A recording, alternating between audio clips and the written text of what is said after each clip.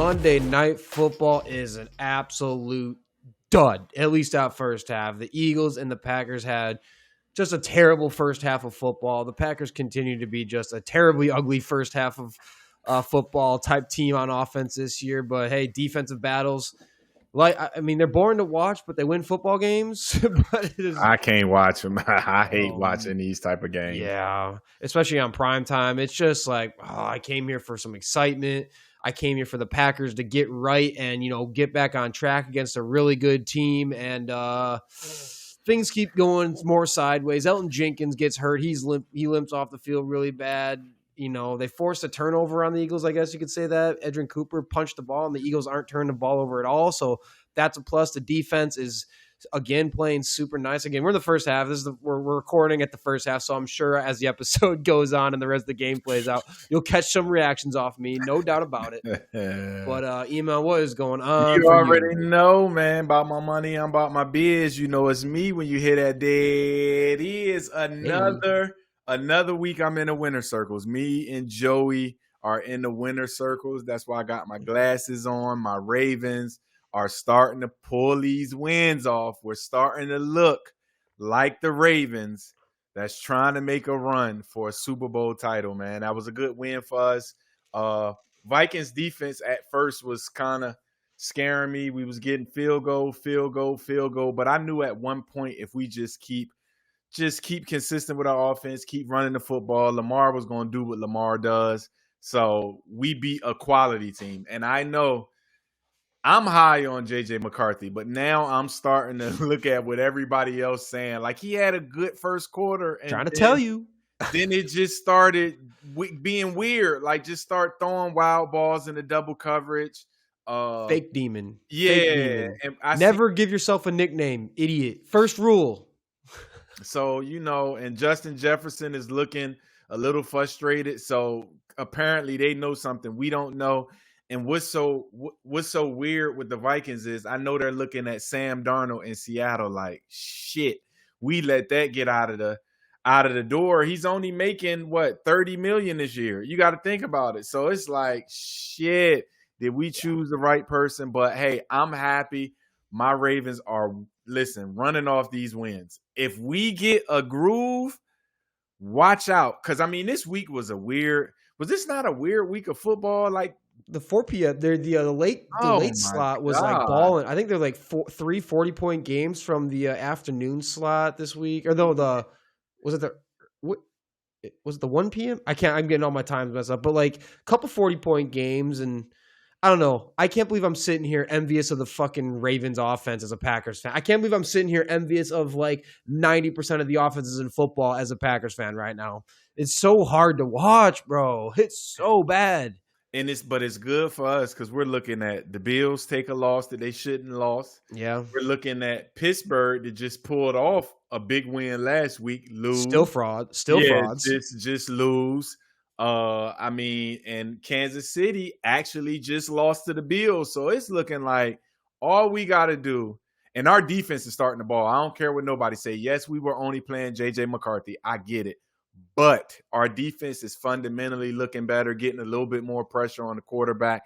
DBs, my guy Starks, the rookie, is starting to be a good free safety. Listen, player. I would rather this season than last year just dominate, then get to the playoffs and look like shit. We've had some adversity at the beginning of the year, so it's building real character. I'm happy about my guys. AFC's wide open for us. Let's just keep going. I'm not going to jinx us. Because I was pushing the red button just 3-4 weeks ago. But hey, flock, baby. Let's keep going, man. Keep going. Yeah, it's incredible to see. And like I said, Jordan Love had 39 passing yards in the first half. The Packers, I can get into the rant at the end of the game after it's kind of wrapped up, save my emotions. But yeah, but again, if we're doing quick rants, like the Packers now have 5.8 points per game in the first half in their last 5 games. For context, the league low in first half points right now is the Raiders averaging 7 points in the first half. The Packers, again, in the last 5 have 5.8. They have scored seven total points in the first quarter in the last 5 games. And This to off, be anywhere near the Raiders is bad because that's a bad team. and we're talking about the scripted stuff ain't working. Like, dog, this is bad. And then they turn it on in the second half a little bit. So, hey, at least you can make those second half adjustments a bit. But good Lord, folks, how much longer are we going to do the code for this? I've been calling it out all season. The play calling and the start the games has been trash. And you know how they started a game against the Eagles? And the most predictable way, it's exactly what they've done all season. Run out of shotgun, run, pass behind the line of scrimmage. That was their scripted plays to start the game against the Eagles, is exactly the shit they've been doing all season that is just getting shut down by everyone. They keep doing it. It's so frustrating. There's so much talent. Jordan Love it's just all been bad. Maybe they playing possum for the playoffs, Austin. Maybe they're just saying we're not going to show our special shit because we want to get in the playoffs and have everything new, not show our hand. Maybe that. You can't do that though. In the NFC North is too tight. There's none of this. Eagles are a very good football team, whatever. And it just, so be it. The Packers defense is finally awesome. And now it's the offense is the problem. It's always the defense is the problem while the offense is awesome. Of course, now that the defense is awesome and, holding the teams like the Eagles, who are kind of hot right now, to 0 points in the first half, well, you're off. It's like a pitcher. It's like Jacob DeGrom in his prime. He would go out for the Mets. He would give up one run. He would have 10 strikeouts, and he would lose that game because the Mets couldn't put up a single freaking run. It's bad. That's what we're talking about with the Packers, like defense and offense right now. It's so fucking frustrating. And it's crazy because you was knocking the DBs, but they're playing pretty good against some – Pro Bowlers. So Carrington Valentine, like I said all along, just need him starting over Nate Hobbs. Nate Hobbs is hurt. Valentine's getting the tread, And again, you got McKinney. He's a great DB. Evan Williams is another really good safety. Obviously, the pass rush. The defense is doing its thing, man. The defense is not the reason the Packers are losing football games yet again. So this offense, I don't know what you do there, but decisions, it's looking like, there's going to have to be some type of decisions this offseason if this doesn't get right. We're over halfway through the season. I'm sick of the cope.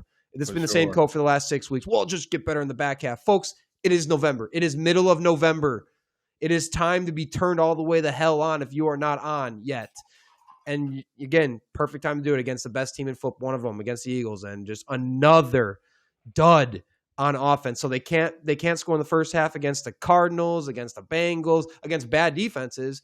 And turns out they also can't score in the first half against the really good defenses. So it's a problem. Say what you will, cope however you want. To ignore that being a total problem is to deny reality in its entirety. So that's what it is.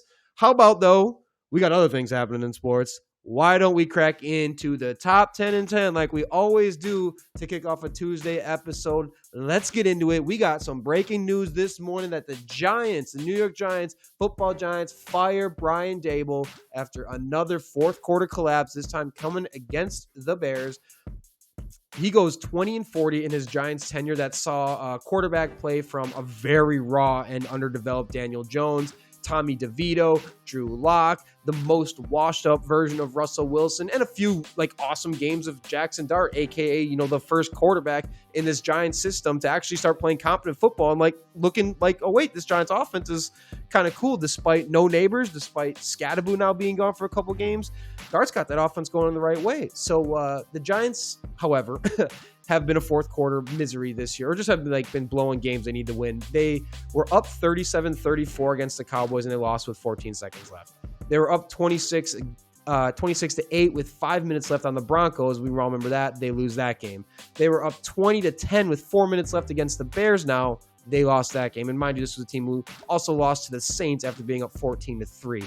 So they are not complete, and there's always excuses for some of them. There seems to always be something. Obviously, the Giants' offense has played much better with Dart, who was unable to actually finish this game with against the Bears. Couldn't finish it out, and then the Giants totally collapsed without it with Russell Wilson back in there.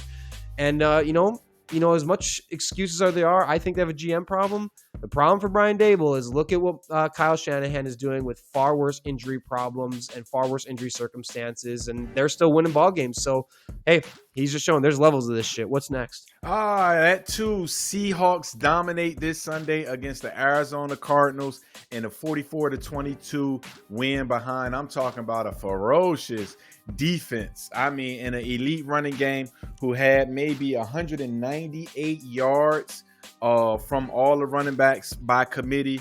And it was a light, easy day for Sam Darnold. He went 10 for 12, 178 yards, 1 tud, 1 weird pick. But listen, Seattle, you guys can get excited about what's going on there because it's looking like the Legion of Boom is back. Y'all have an elite defense with an elite running game. And I hate to call it, but just a light MVP performances going on by Sam Darnold, who was let out the door in Minnesota. So it's looking like Seattle is taking control of the NFC right now. Stamp it now. Yeah, we'll have to get into that for sure. Next up, the MVP race in the NFL is not getting any more clear these days after Drake Maye, Matt Stafford, and Jonathan Taylor all continue to make playing NFL football look like it's a ridiculously easy thing to do. Like everyone else is playing at a JV level. Hey, shout out, claps for Matt Stafford, number 400 on the career, the 9th player ever to do it. Now has 20 touchdowns and 0 picks in his last 6 games.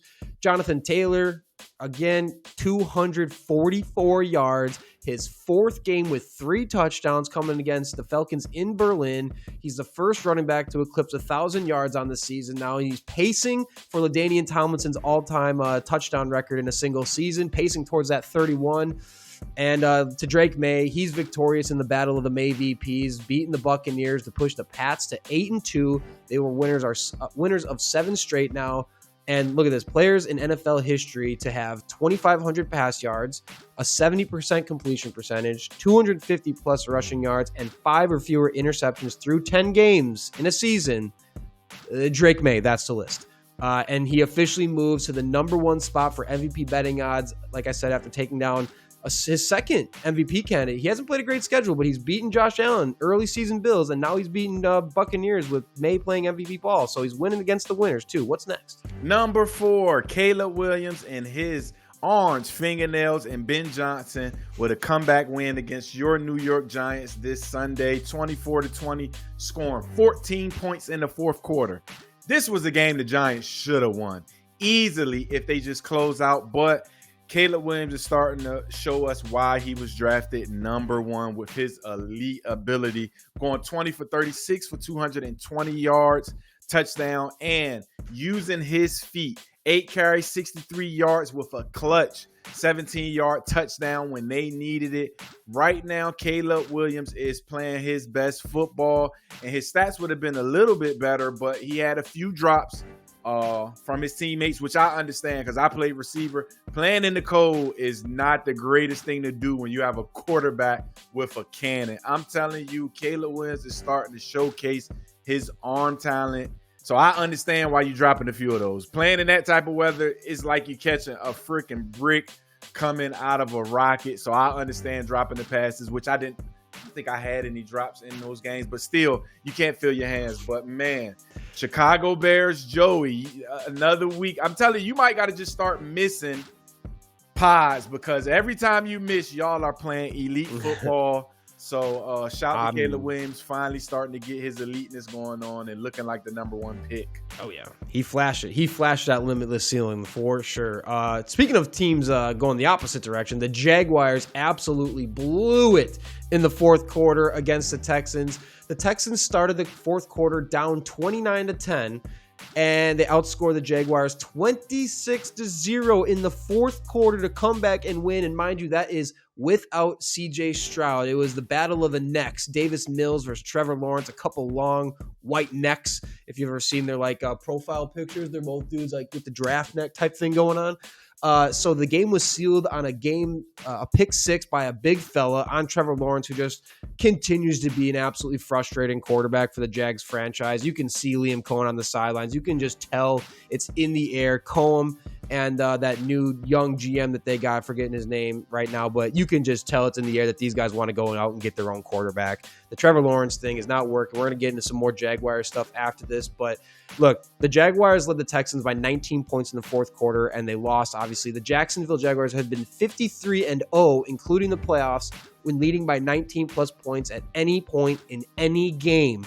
the only current NFL franchise that had won every such game. They just blew it against the Texas and Davis Mills. Like I said, we'll get into some Jaguars angry fan tweets later, but what's next? Hey, number 6, everybody know I am a Virginia guy, so everything Virginia I'm always a fan of. But shout to the JMU football team has been rolling in the FBS right now, sitting at number 1 in the Sun Belt, 8-1 overall and 6-0 in the conference. And listen, everybody who didn't know we were coming, since 2016 when we won our second FCS championship title, we have been recruiting at a high level. Mike Houston was a coach. He ended up getting the FBS job. Then we brought over Kurt Sinetti, where he recruited the whole Virginia. So this team is stacked with a bunch of Virginia football players, where he went on and made some runs in the FCS. So shout out to JMU right now, and shout out to the 3 girls that I coached in track and field that are full scholarship athletes on the JMU track and field girls team: Bria Bird, Christina Fitzgerald, and Cadence Wilson. So listen, JMU is becoming an elite, and they're still group of 5, but I wouldn't be surprised that they're going to show some of these the Power 4 teams, if they make the playoffs, that they're there to be, because they're building a solid football program. So shout out to JMU. Yeah. Don't let me jinx you. Please don't go out there and lose this weekend, because every time I shout people out, they go out and lose. But shout out to JMU. VA, stand up.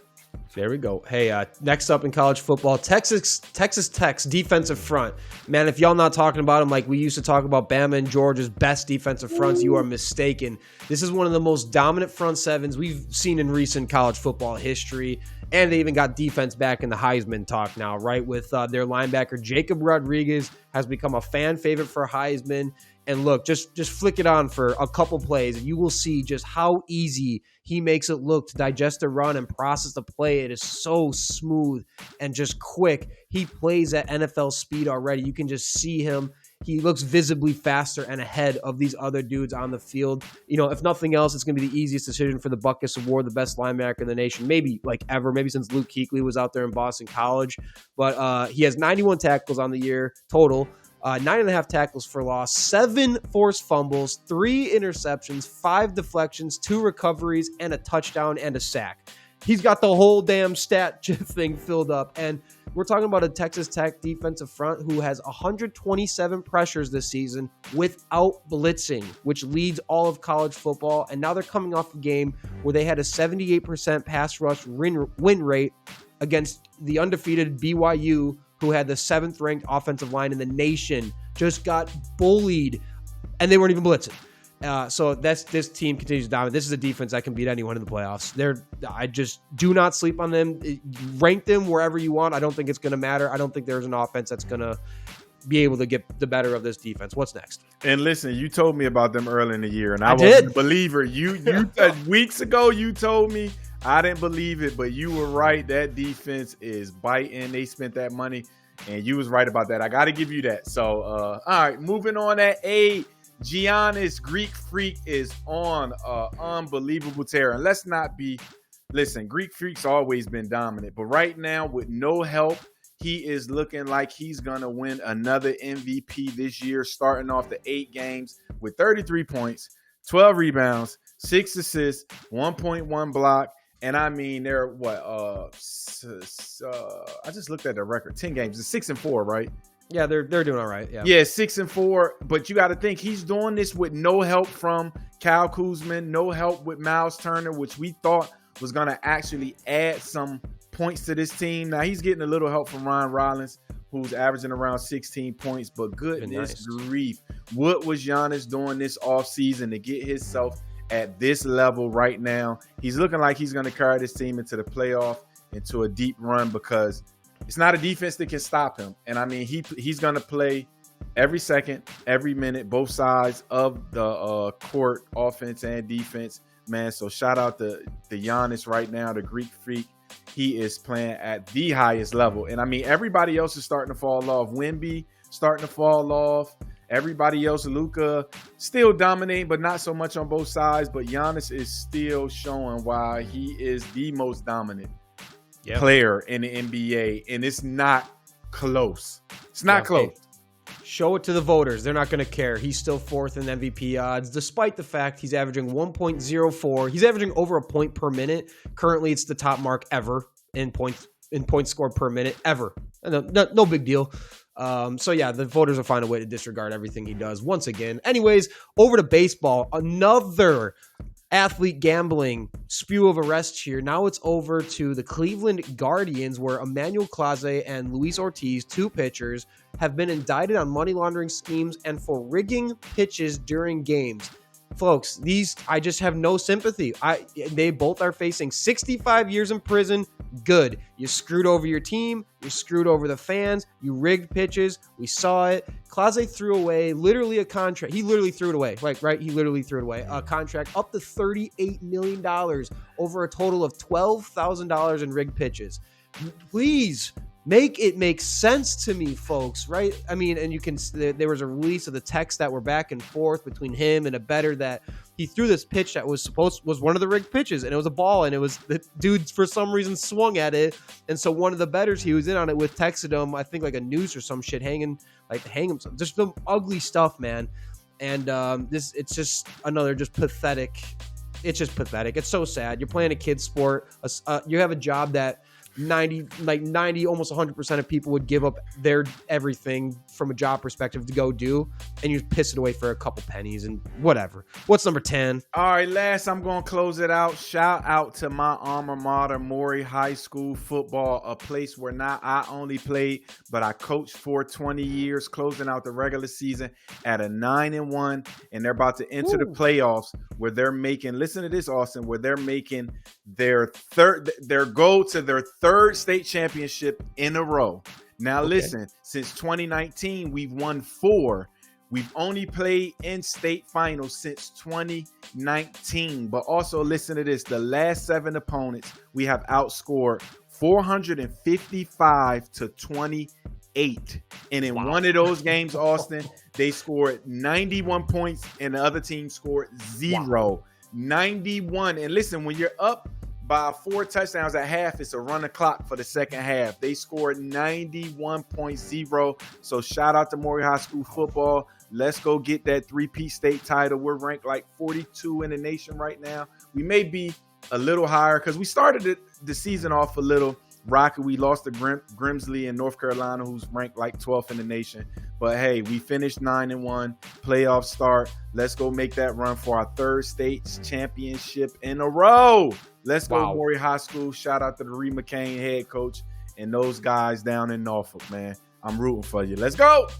That's some dominance. That's serious ass kicking. If that's 91-0, it shouldn't be allowed to get that deep. You call the game. Call the game itself. You got it. Austin, these are kids we're talking about. But listen though, in the fourth quarter, the JV team played the whole fourth quarter. Wow. The JV team played and they still scored like 21 points. I'm not gonna lie to you.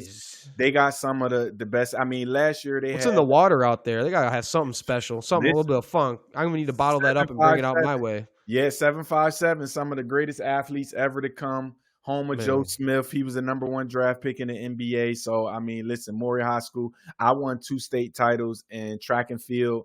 So, I mean, listen, it's a lot of talent there. But shout out to them. Hope we can make that 3-peat this year. And we'll see how it go. Damn. Well, I want to quick go into the JMU thing. Like, I think me and probably everyone forgets that Kirk Signetti was there 2 years ago. You were talking about Virginia. He tore that program up when he left. A lot of he gutted the program when he went to Indiana. So for James Madison to already be back to ranked number 24, and they've been in the FBS for 4 years. It's the 3rd time they're ranked. I mean, this is just a well-built, well-run program. Signetti or not, being gutted by him or not, like they're already back. We're talking like they could be in the college football playoffs only 4 years since joining the FBS, despite the fact that, look, let's not talk about the fact they haven't played a team with a winning record. That's okay. They'll probably get their ass kicked if they made the playoffs. Let's be totally honest. But the story alone and what they've built in that program, despite going from obviously an amazing coach who gutted it, and then already like this right back into the top 25. Right back. right Yeah, back. so And I'd just a rather see them than Memphis. I told y'all Memphis yeah. was fucking trash. So I'd rather see them than Memphis. But I'm telling you, Austin, that also goes to the recruiting of Virginia. That state, schools who recruit the state of Virginia, you really don't have to leave. I'm being honest. You don't have to leave the Mhm. feel good programs. As you can see, UVA's back, which they were non-existent for years, even though they just lost this weekend. But they were non-existent for the past 10 years. But coaches are starting to really recruit Virginia, the DMV area, and understand that you can maintain programs with that. Because you got to think, Kurt Sinetti took 50-something players, which I want to say 7 or 8 starters are from Virginia on his team. Holy But he took shit. 52 players with him to Indiana. So, Yeah. that lets you know that you can reload in Virginia if y'all come. So everybody that's listening, y'all better come get some of these Whew. players in Virginia and like I said, I will. And listen, I'm telling you, Austin, if you've ever been there, you talking about a campus, because listen, so the track program don't have a boys program, so a lot of the money is just football. But they built that campus up. You would have thought that campus is Alabama. How much money they put Damn. in? Listen, I love it. JMU is I'm telling you, it's a great school, a great campus. Facilities is out of this world. You would not believe it from a Sunbelt school. So yes, Wow. they're rolling. Sounds like a wagon. And why don't we talk about another wagon? The freaking Seahawks, man. I'm telling you, and I said it, I think it was our first episode, and you asked me, is the Seahawks a playoff team? And I said, no, I don't think so, because I think, on offense, if one important guy gets hurt, I don't know how well that offense is going to operate. Well, no one's been hurt yet, so that's a plus. And, that if obviously that one player is JSN very clearly, even though they have Shaheed now, but they seem like we're kind of been like, who's the best NFC team? The NFC is kind of open. The Seahawks seem like the team to not be fucked with right now, and they seem like the best NFC team, better than the Eagles, better than the Lions, definitely better than the Packers right now. And the thing I've been saying is the Eagles offense looks like what everyone thought the Packers offense would be, and the Packers offense looks like what everyone thought the Seahawks offense would be. And it's so frustrating to like realize, oh shit, watching the Seahawks, like this is what the Packers were supposed to be. And then you watch the Packers, like this is what I thought the Seahawks were going to be. And the Seahawks have been out of this world. They've been incredibly balanced on both sides of the ball. They're the number one team in DVOA this season, which essentially just ranks how much better they perform against league average. They're number one. So they're first overall. They're fourth in DVOA on offense, third on defense. They have the number one passing offense by DVOA, the number 4 passing defense, and the number 2 rushing defense. And it's just, this team has been flat out so consistent and dominating everybody. JSN, first player to 1,000 yards. He's like pacing for historic numbers. Sam Darnold putting up elite numbers, and now they add Shaheed to the mix to keep that going.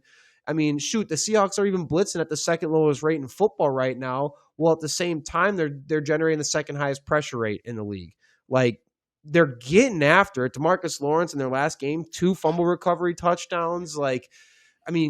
You have to remember, this is also a Seahawks team that had 33 pressures and 7 sacks in October. They just, how do you stop? How do you beat the Seahawks? So, and let me tell you, Austin, to build an elite team, you have to have somebody. Snyder knows what he's looking at, because you got to think, Geno Smith just took them to the playoffs a couple years ago. He was okay with saying, you're okay, but you won't take us to this next level. Having an eye to say, hey, let me go get Sam Darnold over there. Not only that, just which draft pick who they've had in the past 4 years is not balling out right now. I'm gonna tell you, that safety, Emmanuel, whatever his last name is, I was about to say Nicky Memori. I can't pronounce it, but he's looking like a stud. And I remember seeing him at South Carolina. Kind of flashing, but everybody said he was young. He just started playing football, but that kid is looking like he can play on every level. He had a half a sack this weekend. He can defend. He's big. He's physical. The backfield, they got 2 running backs are beasts. Bowling ball. So, it took Snyder to know what he's looking at to build that team. And McDonald, look at Dallas. They let Lawrence go. They let Lawrence out the door. They let Nice. Micah Parson out the door, and they can't stop a nosebleed. And he's in Seattle, which, granted, I'm telling y'all, people is in the Dallas Cowboys organization, and they can't wait to get out because everywhere else people value winning. They don't value anything else. I'm telling you, DeMarcus Lawrence understood his locker room didn't value winning, and now he's rejuvenated up there. Man, so I'm glad for him because that's my guy, Tank Lawrence. I always liked him. He played hard. He was a great teammate. So I'm saluting him. But I mean, just look at that. People that other people let out the door is in Seattle, showing out. Yeah, Showing out.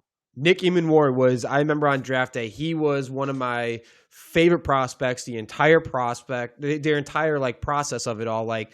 He's like that hybrid safety linebacker guy. He has his first, like, he's been decent. He hasn't played every game this year, but he's had some nice games, a couple 9-tackle games. And this latest one against the Cardinals was his like welcome to the league, son football game. He is a freaking beast. It is Cam Chancellor reincarnate. Your guy, Cam Chancellor, reincarnate for the modern NFL. And he is just a freak. Now you got second-year D tackle Byron Young. Is it Byron or Brian? Byron? I always mix it up because there's Brian Young and there's Byron Young. Whatever. You know who I'm talking about. They're D tackle out of Texas. Yeah.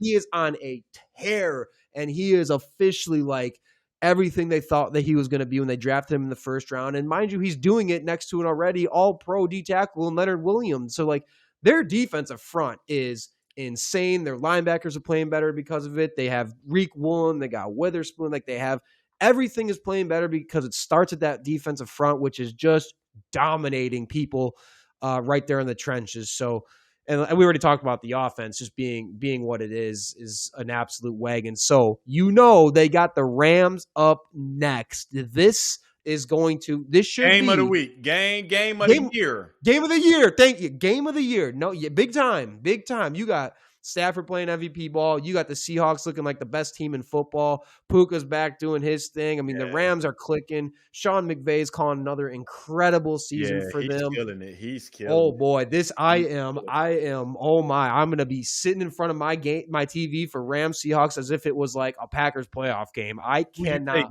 Who you taking? Is it too early to call? Let's wait to Thursday to kind of see how it go. But I'm gonna need to see if the injury report has any important names on there that can sway my decision. Because just now, I mean, who's at home for that one? Because that might also change my opinion on this one. But I don't know if I'm just. I think, and I don't know. Sam Darnold could still have a 2-interception game or something like that throws his whole thing off. And from a play caller perspective, I'm rolling with like Sean McVay. I don't know. These are two of the best teams. These are like two of the maybe 3 or 4 best teams in football right now. I watched both of them with my eyes this week. I'm gonna go with the Rams in a tight game, field goal win, just because Stafford is, I mean, I've said it since day one. I mean, he has the most talented arm you've seen in a long time, and he's playing at a high level. Now him and Devontae Adams is on. I mean, they're on like some type of, I don't know what they did together, but for him to have this much chemistry with him this year is insane. Puka Nacua back. LA. Yeah, I just think that D-line is going to kind of get to Sam Darnold, and we seen what Sam Darnold does against pressure last year in the playoff.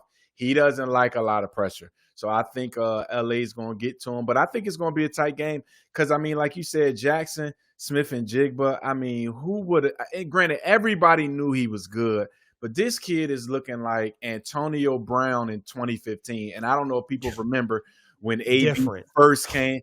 It's like, he's the only receiver that you got to stop, and no game plan can stop this guy. I mean, he's just getting open. So I take the Rams, tight game. Yeah. I'm going to say 34-31. No, I don't think it's going to be that much. I'm going to say 27-24. Okay. I was going to say I think I'll also go Rams.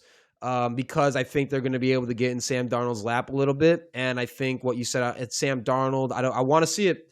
He's turned a lot of haters into believers this season, but I think I think that's how you can force him into some mistakes, and a couple, even just 2 unfavorable throws for Darnold could be what changes this game. And Stafford's just been so freaking spot on, literally perfect. Like I said earlier, last 6 games, 20 touchdowns, no picks. He is looking like he's in his prime throwing to I mean, and what's funny about these two teams? They both love that tight end act. They both love some tight end action in their offense. And, I think with Puka being back and being the type of blocker he is, just an unparalleled blocker from a receiver perspective and what that allows your offense to do. I think that's another element that obviously no one really sees until they play the Rams, and they're like got this extra like tight end who's also one of the best receivers in football.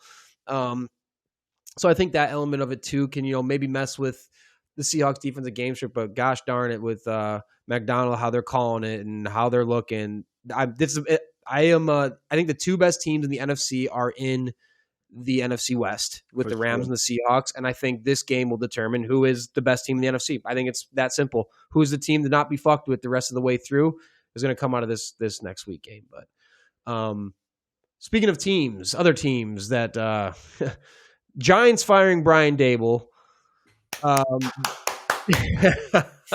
Was it the right time, and was it the right move given the fact that his job and job security was kind of tied to the success of Jackson Dart working out? Jackson Dart was Brian Daboll's guy, and he was very, very forward about them getting him in the draft process. They got him. He's looked very good. The offense has been elevated with him. Now they keep losing. That's one thing we have to take in consideration. The whole scope of it hasn't been great. But like I said, consider the quarterback play for a little bit. Really raw, underdeveloped Daniel Jones. And he was supposed to be the guy because what do you do with Josh Allen? You go do it with Daniel Jones. Daniel Jones was not ready to step into the spotlight when he came out of Duke. I think that part was clear, that a lot of people were very skeptical about him being that picked that high to even begin with. You got him. You got Tommy DeVito. You got Drew Lock. You got washed up Russell Wilson. Jackson Dart comes in and is balling out with no Malik Neighbors, not really shit else for wide receiver. Tight end Theo Johnson's all right, but he's not doing much. And then Cam Scatterblue gets hurt after a couple games, and he's running with Tyrone Tracy and Singletary in the backfield. And it's not like he's got a world beater offensive line, but that offense looks rejuvenated. It looks much better. And like I said, the injuries can be an excuse if you want them to be. Then look at Kyle Shanahan, what he's doing with the 49ers with all those injuries. There is levels. I don't know, Iman, what are your thoughts on Daboll getting fired? Was it the right move at the right time? It wasn't the right time because it should have been happened. So they're they're a couple days late for real. Brian Daboll is overrated. And granted, he had this run with Josh Allen in Buffalo. But first of all, he should be fired because he's mishandling your franchise guy. Like, why do you keep running? All right, I could get with calling a pass play and he uses his feet to escape, some pressure. You're calling quarterback traps with Jackson Dart like he's Cam Newton or something, like he's Lamar, and he's already been banged up all year. He got hurt on a quarterback trap, Austin. That's a problem. That's a big problem when you're up. You have running backs to run the football. When I'm up, I'm handing my running back the football because we got to protect this guy. Like, we got to protect this guy. They said this is like his 4th concussion protocol this year. Come on. That's liability, and that's negligence on the head coach. I don't care what nobody say, especially when you're an offensive head coach. He should have been fired first and foremost. He's supposed to be this quarterback whisperer. Why did he bring Russell Wilson over? Russell Wilson looks terrible. Even when he gets in the game, I'm like, oh, shit, the game over. Russell Wilson. I've never seen a quarterback who's a Hall of Famer fall off so bad. He looks bad. But guess who brought him over and paid him? Brian Daboll. Well, that's the other thing we should talk about is their GM, Joe Schoen, which a lot of people, Giants fans, are clamoring like, hey, we got rid of Daboll, but I think the bigger problem is still in the organization. So, I mean, a lot of Giants fans are not happy with the level of the GM work. They don't think they've given Brian Daboll enough to really work with. He's had enough. He's had Saquon. He inherited Saquon. Yes, I don't know. I was just reading through Giants Twitter, and they're very pissed at the GM and what the GM has given them on offense. And again, there's a lot of. I think there are some appropriate copes. I personally think that. What did we say earlier? We had talked about Brian Daboll's like security is going to rely on the success of Jackson Dart and what he does for the offense. And it's working. It's getting better without Neighbors, without Scattaboo. It's still looking way better than it was. And so that should have been the like, okay, maybe we have something here. We got the coach, the quarterback he asked for in the draft. We got him it. We're going to tie his job security to it. And it's looking rejuvenated despite not having our two best skill players available for us to use. And for me, it's like, okay, I get that Brian Daboll's on the hot seat. It's very much due. Like he's 26th in EPA over a 4-year span, an offensive EPA per drive in a 4-year span. That is bad. But also consider, again, like I said, some of the quarterback play he's had. Andrew Thomas, star left tackle, has been hurt. I mean, Malik Neighbors only came into the picture last year, but who was their receivers otherwise? Darius Slayton. Darius Slayton, pretty much. So, like, it's not like they've had all-world receivers for a developing Daniel Jones or Tommy DeVito to throw the ball to. Like, what coach is going to go out there and be a great coach and have a great product when raw Daniel Jones is your QB1 and then Tommy DeVito and then Drew Lock? It's not like he's had anywhere near a Josh Allen caliber of talent to work with. And so I think, yes, the hot seat is justified. He was probably going to get fired anyways, and yeah, there's definitely been some problems. He reminds me of Matt LaFleur in a little bit of like, this guy's great on the chalkboards. There's a lot of excuses why things aren't working, why we can't get over the hump. And then the play calling is just like not what it needs to be. Like, and like you said, with the recent thing with Dart getting hurt again, he comes out of the game and it's just another game that they blow with not the starting quarterback and they blow the game.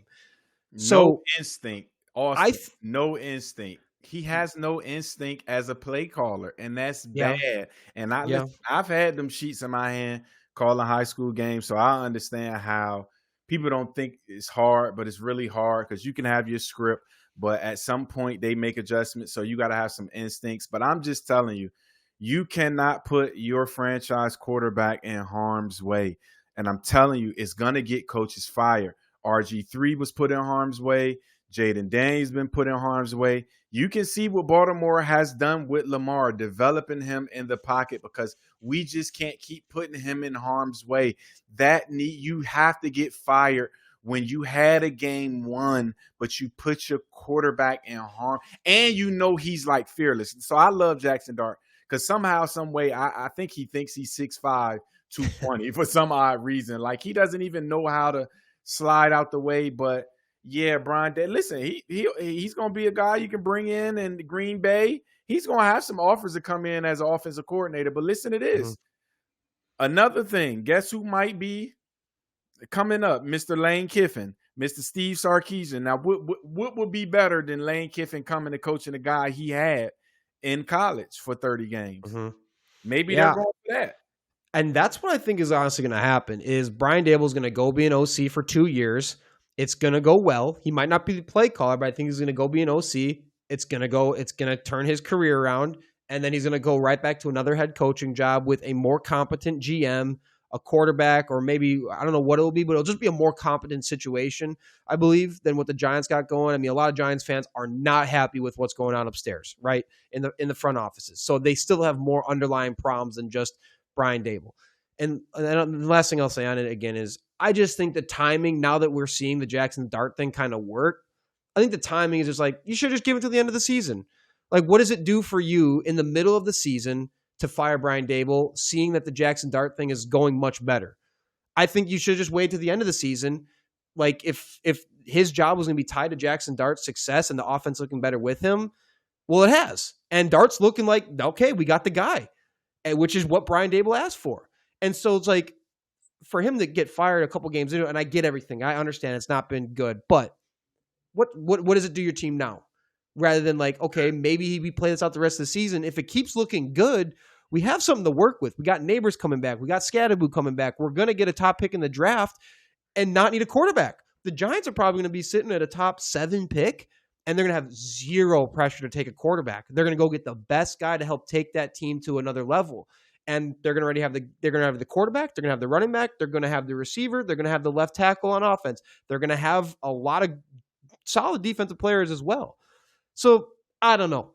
Got to pull that Band-Aid off, Austin. You got to pull the Band-Aid off, and you get more time to go out here and find your next coach. You got time now. Then I think they should have got rid of Schoen at the same time. Then they should have fired GM at the same time, if that's what we're doing. I mean, I don't know. That's just where I'm at with it. I think it was inevitable, but I would have just, at this point, just gone the rest of the season. I don't know. It's Giants got a little bit of organizational stuff that they're clearly working through, and they need to get it figured out. Speaking of things that we need to work through, before we get into angry Jaguar fan tweets, the Packers have played enough fucking football tonight where I'm ready to call it. Yeah, what's the score? It's 3-0 in the fourth quarter. Jordan Love is 10 for 18 with 87 yards. Our leading receiver is 3 catches, 28 yards. I mean, both him and Jalen Hurts don't even have 100-yard passing yet. This is an absolute dominant defensive performance on both sides of the ball. Mind you, Eagles offense was heating up. They were looking nice again. Packers offense hasn't had a pulse much at all this season. Saquon Barkley's only got 40 yards. Josh Jacobs got 62. This is I don't think the game anybody expected. Yeah, because I didn't know it was going to be a blowout, but I bet over 39 points. Because I knew it was going to be a cold day, but crazy. I thought they were going to score. I bet over 39 points, 39.5, and goodness grief. Yeah, this is, 3 points. Look. I don't even know what to say about the Packers anymore, man. I'm lost. I feel like I'm at a loss. I don't enjoy watching this team play football. I haven't in years, barely. I think we get one stress-free game a year at best. As good as the defense has been, man, if you're giving up 3 points and losing football games, what the fuck does it matter? It is just, I don't know what happens on offense at this point. Elton Jenkins is hurt now. You just lost your center who's costing you a fortune. Now Elton Jenkins is out with an ankle injury. Who knows? He looked pretty limpish, really bad coming off the field there, really slow. And literally, you see, I can't develop words. I don't know what to say that I haven't said before. This is one of the worst first half offenses in football that is trending to becoming one of the worst offenses in football from a scoring perspective now. It's just, you can't win games off of one good quarter of offense. It's just not going to get you a win in the playoffs, no matter how good your defense plays. Something must have happened, though, Austin, at some point where LaFleur and Jordan Love's just connection is off. Because, I just wouldn't have never guessed this bland offense with a legit talented guy. So it's something going on that everybody don't know about. Maybe Jordan Love is not picking up with LaFleur's dropping, or maybe LaFleur is not picking up what Jordan Love want to do. I just don't think Eagles have this world beater defense. I've never seen. Their defense is good schematically, but they're just not world beaters. So it's good.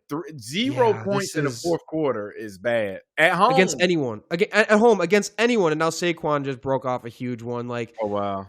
This offense is going to make sure you do not. The way this offense is playing, you will never win You could never win a playoff game with the way the Packers offense is playing. Again, don't care how good the defense is. They're giving up 3 points to a Super Bowl caliber offense, and still you're losing a football game in the fourth quarter. That's bad. This is pathetic against anyone.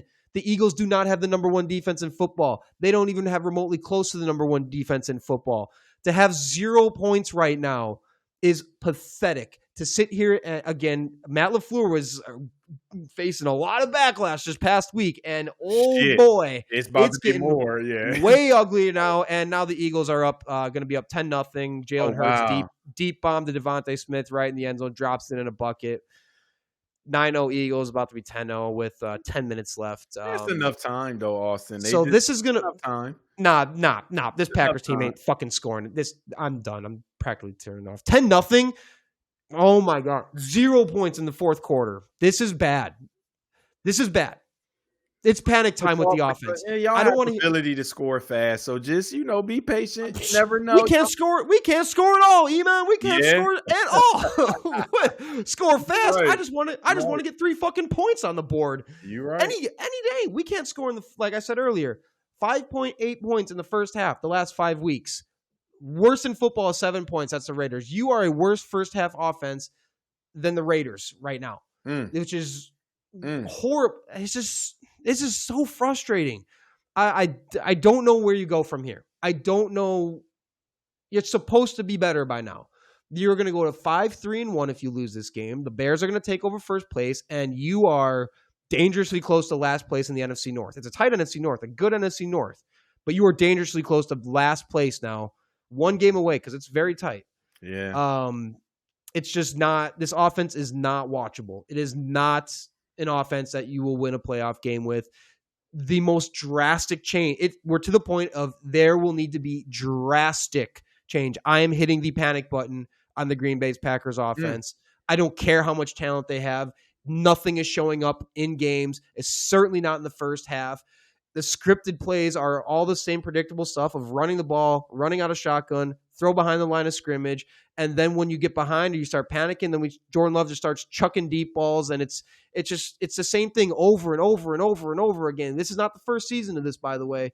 So, I'm hitting panic on the Packers offense. I don't know how you can sit there and be like, yeah, well, it matters what you do in December. It matters what happens late November. It is November 11th. For sure. We are past the point of like, well, it only matters what you do in December. Like, folks, this Packers offense isn't getting you to the fucking playoffs. I'm sorry. Again, defense is giving up next to nothing, and they're still going to cost them a losing ball game. It's, I don't know. I don't know what you do with the offense. Nothing seems to be going their way. They can't get out of their own way. Looking like LaFleur going to be getting the pink slip soon because you're right. This is bad. I would like to hear someone justify, please, why we should not be hitting the panic button with the Packers offense. We have a quarterback, great. We have a great running back, great. We have no idea how to utilize the pass game. We have no idea what in the fuck to do throwing the football, despite the way Jordan Love looked to start this season. These last 5 games, ever since the Cowboys game, something about beating the absolute brakes off the Cowboys defense broke the Packers offense. I don't know what the hell happened. It's been bad ever since then. Yeah, but that was fool's gold because everybody can score. Has been for everyone. The one thing I know about football, though, Austin, like I said, I'd rather have talent than not have it because at one point when that talent flicks that switch, it's on. So granted, y'all got the pieces and the recipe for a good meal. You might just have to wait a little longer for the meal to get cooked. And once again, now, I'd rather y'all be playing stagnant football in November than stagnant football in December. But don't get easier. Is the caveat. I mean, you can get better, Austin. Good coach, good athletes will get better. So right now is better than this type of football in December for sure. Yeah, but hey, it doesn't get easier. You got the Bears who are playing better. The Bears, out of all the top 7 teams in the NFC right now, the Bears are the second highest scoring offense. Think about that. That's crazy to say. The Bears offense is making the Packers offense look bad right now, which you have the Bears who are going to be top of the division if you lose to the Eagles, and you got to play them. You got more divisional games coming up. You got the Lions and Thanksgiving. The Packers schedule is not getting easier. We could be talking about a 500 Packers team very, very soon. It's going to be damn near close to it if they lose against the Eagles. Yeah. Then you got the Lions, you got the Bears, you got I don't know, man. This offense is not instilling confidence in anyone, and I would like anybody to please tell me why we should not be, tampering with the panic button on the Packers offense at this point. Please tell me why not, based off what we have seen over half of the season now, and things continuously not improving. In fact, things looking worse by the week. If you take the last 5 weeks, this offense has been miserable. The fucking Saints had more touchdowns against the Panthers than the Packers did. The fucking Saints with Tyler Shuck at quarterback. So can I ask you this, Austin? And this is thinking ahead. Would you rather get rid of your head coach or your quarterback? Which one? Keep Jordan Love. So keep the quarterback. You yes. Sure? Yes, He's the one playing now. I'm all in on Jordan Love still. I'm not. Okay. I'm all in on Jordan Love. I don't know what you do to go out and get better than that, because anyone better than Jordan, obviously better than Jordan Love, is not going to be on the market. And the Packers are never going to be in a spot to be drafting a top overall quarterback, especially now that you gave up your picks. There's no point in even considering the whole not having Jordan Love thing. Like him or hate him, he's the guy. It's for the foreseeable future. Things would have to go so bad. And, I think, again, play calling duties need to be transferred off of Matt LaFleur. Matt LaFleur He needs to check himself in the biggest way. He needs to figure out a way to get a certified homie, not his homie though, a certified G of a play caller in here. And that might mean something with Stenovich where he's not a part of he's not your offense coordinator anymore. It would have to happen. You got to go get someone who can and Ed Policy being new in the building, looking to make a mark, already not guaranteeing anything with anybody's jobs.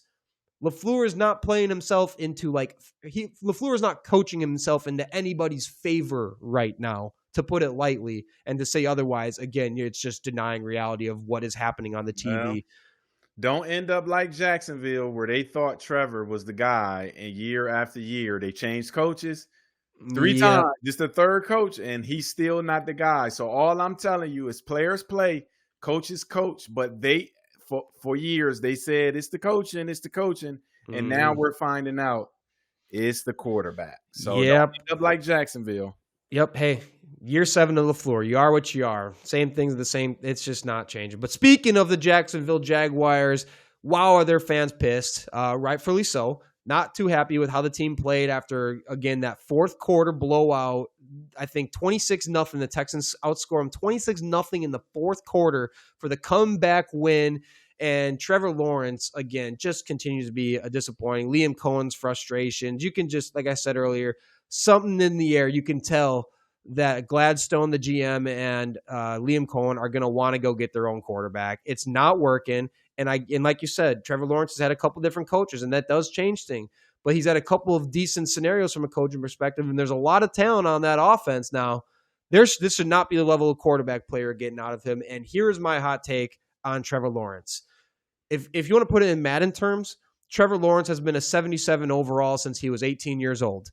And Trevor Lawrence has not gotten better. Trevor Lawrence peaked at the age of 19. Tell me how he's improved since his best season in Clemson. Tell me, besides, the small little, minute details, and besides that little 15-minute stretch of hey, wait a second, maybe Trevor Lawrence is actually awesome. What was it, 2 years ago now? Nothing. It's been baseline. He's been a plateau for years since he's been in the league. And again, what is he doing differently now that he wasn't doing in his first 2 years? Same problems continue. Seriously, Trevor Lawrence peaked when he was 19. He's been the same since he was 19, 20 years old. So that's my hot take on Trevor Lawrence. And to come and think, they were saying that he was one of the highest rated quarterbacks coming into the draft since Andrew Luck. He was one of the highest outside of Andrew Luck in the past few years. But I'm with you. But he also, a lot of people also question his love for the game. So, that's probably why his progression just kind of stopped at one point. But I mean, it's like I said, and it's crazy because he's making so much money to not do anything. It's I mean, shit. I know. He's like, I don't care. Y'all pay me $100 million, win, lose, or draw. I'm just gonna get my $100 million and go chill by the beach. You know what I'm saying? So his contract's pretty tradable. If you pull up the numbers, it's not like it's an untradeable contract. So that is the bright side. And I know Jaguars, there's fans out there well, it's not all Trevor Lawrence. How much more of a sample size do you need? This, like I said, show me where he's been exponentially better since his best years at Clemson. Show me where the same problems in year 1 and 2 with the turnovers and just the dumb shit that he does has changed or not. It's all the same football for the longest time now. So yeah, I don't know. They're going to have an interesting quarterback situation coming up. And I've said it all along, I never thought Trevor Lawrence was going to be the guy. I never had any confidence he was going to be an all-world type of quarterback. And I'm very glad he has proven me right on that since day one. I've always thought the hype I didn't think it was going to translate. And now he looks nothing but like one of maybe the most overhyped quarterbacks to ever come out, because I don't think anyone realized that we were at his talent ceiling at the age of 20 and he was never going to develop past. Again, in Madden terms, you thought he had the superstar talent progression thing. Well, actually he just had the normal bronze where he barely progresses and it just doesn't get better. So how about with that, we go into some angry Jaguar fans tweets. We got a couple good ones because the fans aren't happy. They're hurt from that Texans loss. So first tweet from angry Jaguars fans is being a Jaguars fan just puts an itch in your throat that only a shotgun could scratch. Goodness grief. Oof, that sucks. What's next? If there was a stat called that should have been an interception, Trevor Lawrence would be the Wilt Chamberlain of that shit. I love it. Yeah, facts. All right. Trevor Lawrence is on pace for 17 passing touchdowns and 16 interceptions, and y'all talking about the left tackle. This is a fifth-year quarterback with the IQ of a shrimp. Thank you to that person reaffirming everything I've said about Trevor Lawrence. What's next? Keanu said through 9 games, the Jag as a team have 12 sacks. It ranks dead last in the league. Josh Hines, Allen, Trayvon Walker, Eric Armstead are the 6 most expensive D-line in football. And Trayvon Walker was like a number 1 pick. I remember all three top 10 picks. Top 10 picks. And listen, Calais Campbell, age 40, has more sacks than Allen and Walker combined. Goodness grief, that's bad. That's bad. All right, those are a couple Jaguar fan tweets. And yeah, man, the Jaguars got a lot of talent. I think they got fleeced in a trade recently. It might have sounds like, but they got I don't know. They got some things to figure out this offseason for sure. But yeah, moving on. And I guess Packers just scored a touchdown, so it's 10-7 now. I told you, be patient, Austin. Y'all have the team that scores quick. I told you, be patient. Just be patient. That was a quick touchdown. I mean, I ain't gonna lie, that was a quick touchdown. I think it's still win or lose this game. The offense has reached. We have some serious fucking problems right now. Yeah, but they looking for you to listen. I'm gonna keep saying it. A win's a win. A score's a score.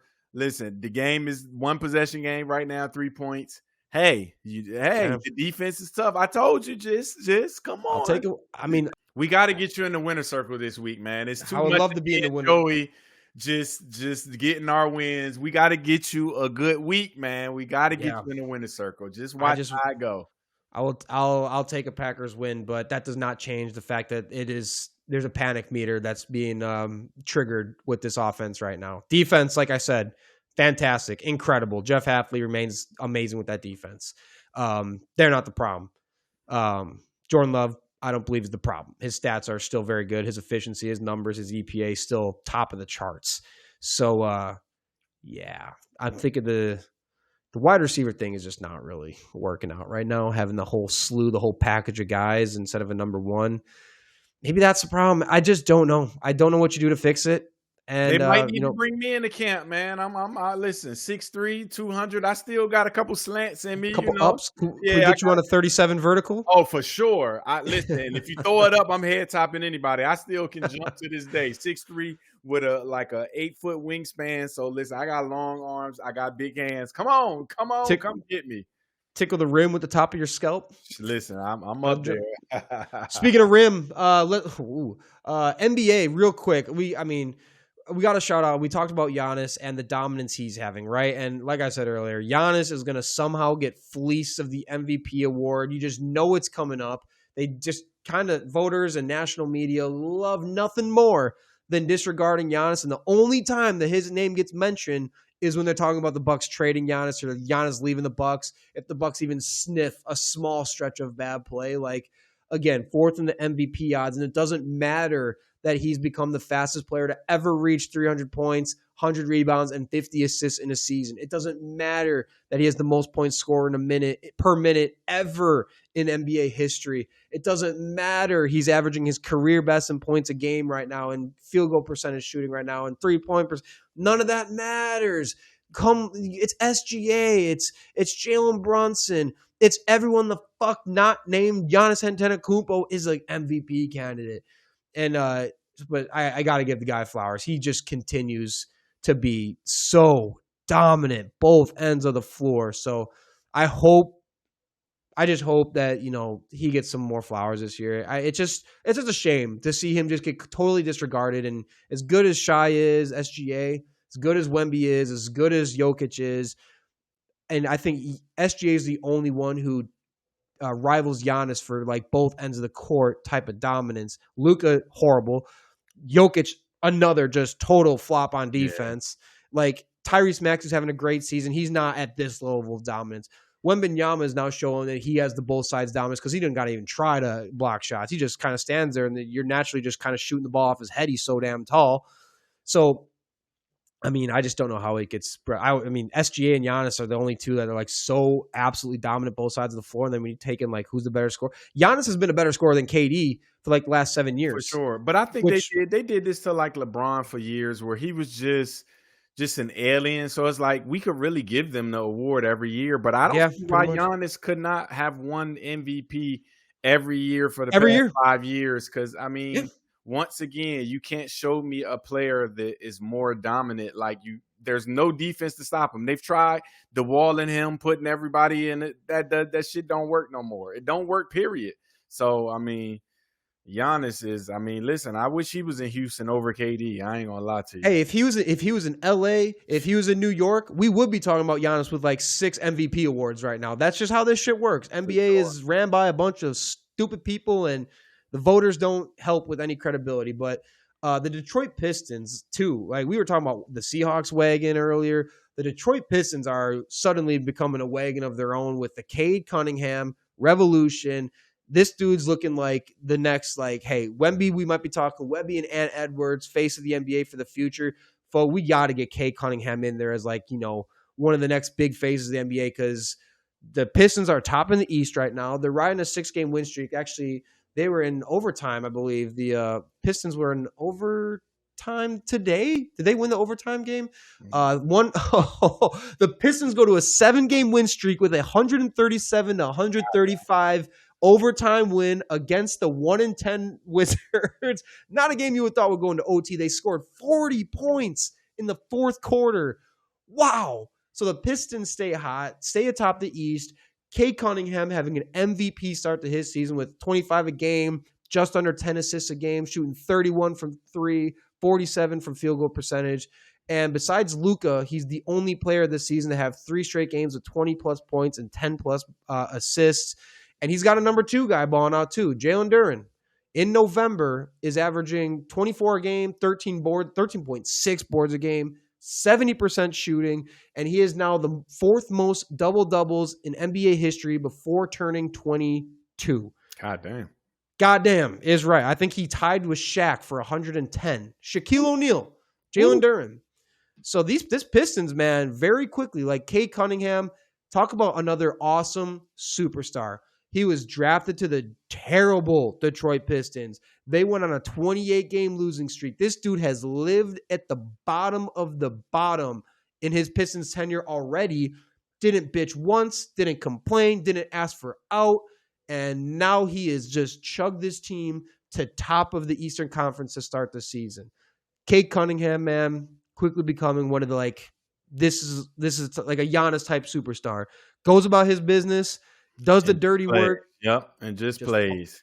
It's kind of hard too because I was trying to sit here trying to figure out who I can compare his game to, but he has a good outside game, a good down low. He kind of reminds me of a more team Carmelo Anthony to me. So he's more that I'll get the ball around, I'll pass a little bit more, but he's a dominant scorer like Carmelo Anthony to me, but he plays a little bit more defense, not as tall, but he just kind of reminds me of a more team player, Carmelo Anthony to me. And I think the Pistons are dominating, but I still think the East will go through Cleveland or New York because I just think they're young. They're still young. They still have to learn how to play in the playoffs.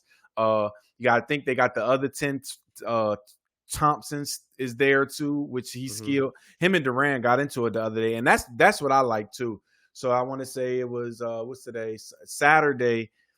They're just so competitive. Both of them got into it literally on the floor, was about to fight.